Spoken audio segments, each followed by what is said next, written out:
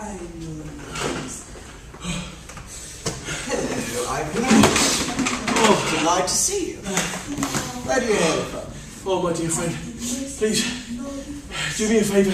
Please, lend me a gun till tomorrow. Please, be a friend. What would you need a gun for? Oh, I need one, please. Oh, holy saints. Water. Give me some water. Oh. I'm going into a dark wood, and so, to be prepared for anything. Oh, please, do me the favour. Lend me a gun. What is this nonsense? About a dark wood?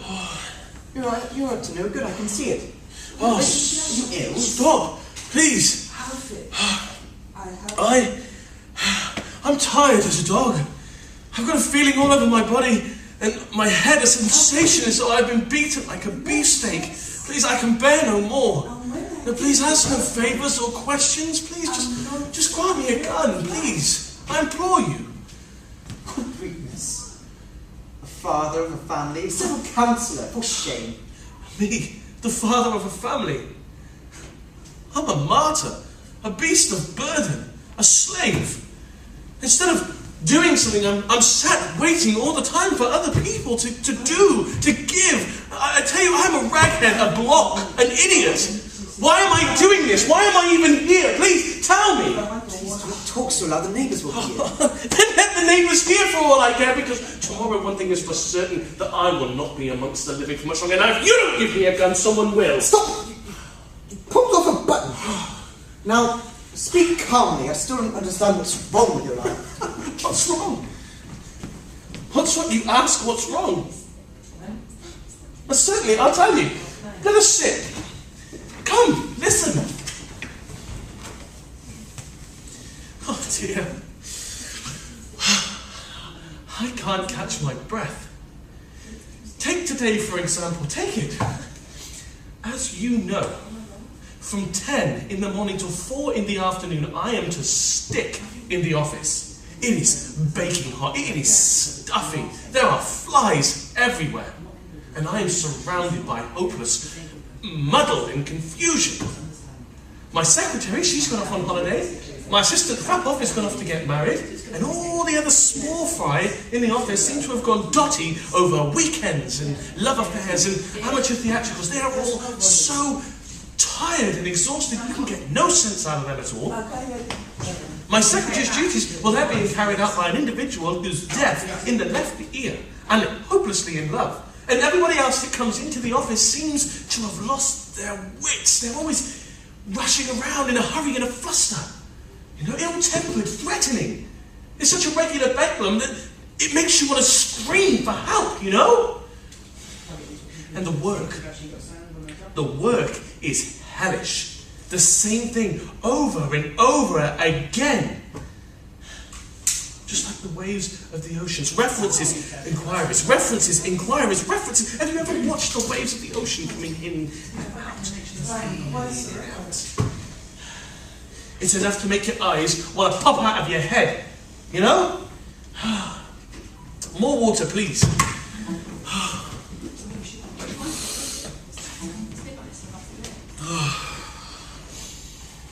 So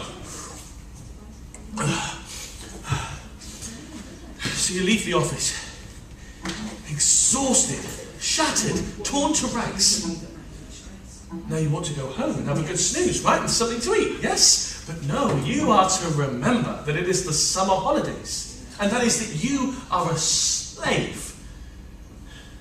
You are a wretched rag, a hopeless, lost creature who must run around town like a headless chicken, delivering lots of commissions for everybody. You see, we have a custom in our country retreat that says, if the summer holiday visitor is going to town, not only his wife, but every wretched holidaymaker is privileged and entitled to burden him with masses of commissions.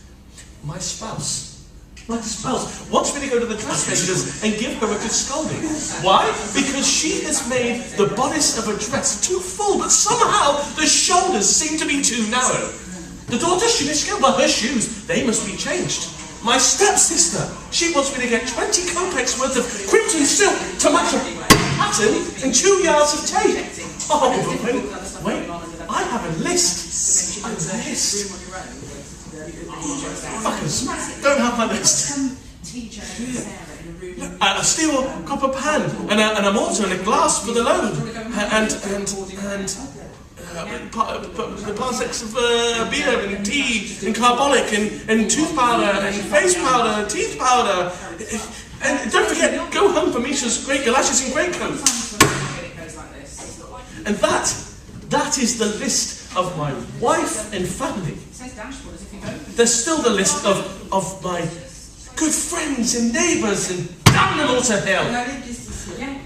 The Vlasanes are keeping Vlodia's name day tomorrow. He is to have a bicycle. Madame Veering, she is the Lieutenant Colonel's wife and in a very interesting condition, and so every day I have to go to the midwife and beg her to come and see her. And so on, and so on. I have 5 lists in my pocket and a handkerchief that is nothing but knots. And so every day, from the office to the train station, in that time, in between there, I am running around town like a hopeless dog with his tongue out, dragging along the ground. I am running around, cursing my life. From the drapers to the chemist, from the chemist to the dressmakers, from the dressmakers over to the pork butchers, and from the pork butchers back to the chemist again.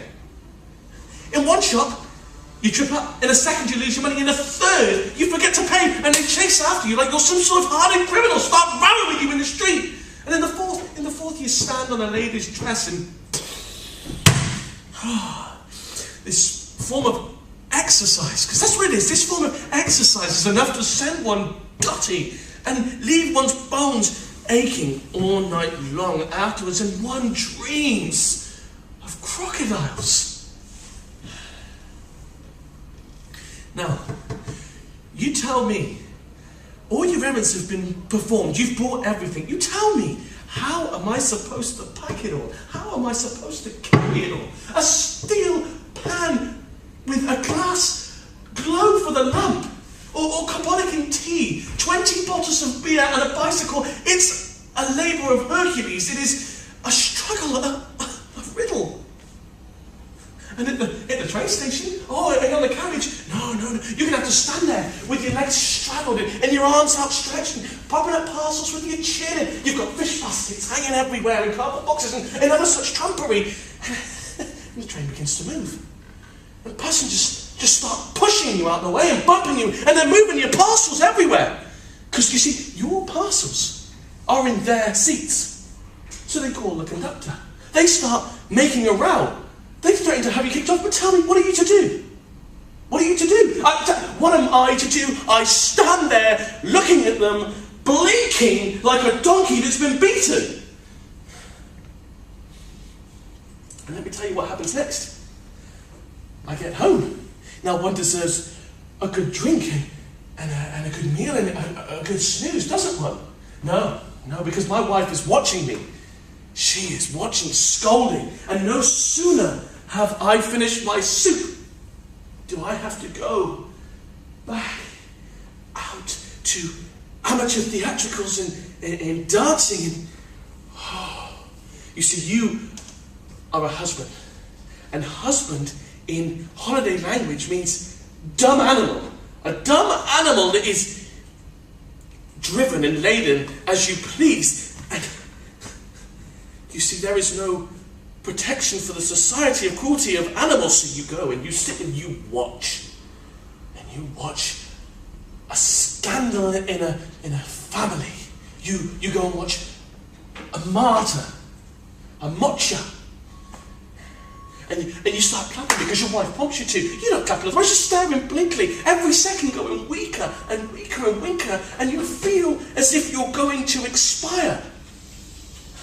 And at the club, of course, yes, at the club, you have to look on at all the dancing, and you have to take an interest in this, and you have to hope that there are some gentleman-like people left to dance, because if there's not, you have to get up and dance to quadrille yourself. Dancing! Me! Dancing! You get home from the club. It's a midnight just gone. And you feel more like a dead sheep than a human being. But the long-awaited end has arrived.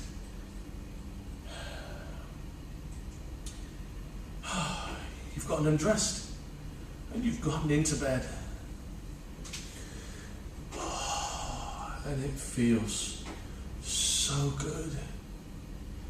It's so poetic. And you feel snug. And the kids aren't screaming in the next room. And the wife's not there. And you can think of nothing better. Your conscience is clear. And so you drift off. You fall asleep. And all of a sudden, bloody gnats all over the place, buzzing and screaming and they buzz at you and they float by mournfully as if though they were asking for your forgiveness. And then one of them bites you. For an hour afterwards you are scratching. They survived the plagues of England. So you light a fag, you start smoking, you're trying to smoke them out. That doesn't work. You cover your head up. You make sure that you can't be seen, but no, they still bite you. So the time passes where you are so frustrated that you give yourself up to be eaten alive by a bunch of gnats. And you see, no sooner have you surrendered yourself and forgiven the plague that is these gnats, that another plague is upon you. Your wife returns home with all the tenors and they start singing. You see, they stay awake all night, practicing and going to amateur theatricals, and they sleep all day. All day. Singing. What do they sing? What's that song they sing? Oh, to be the lover. The other one, you know the other one. The other one, the if I were king for a day. You know the one? So, you see, I have developed a little trick to block them out. You see, I tap just here, right next to my ear, and I go on tapping until thank you.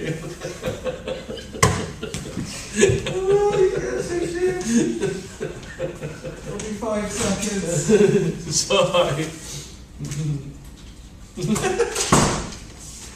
Liam just broke character in the middle of my massive monologue. I'm pissed off. Why? My weekly website deleted itself. Oh no, TJ said it's did some of that. I have to completely start it all again. I had so much work on there. Do you not I back hate it up? this website shit. Do you not back it up with in like Word? I put all my stuff in Word first, just because I hate that sort of stuff like that.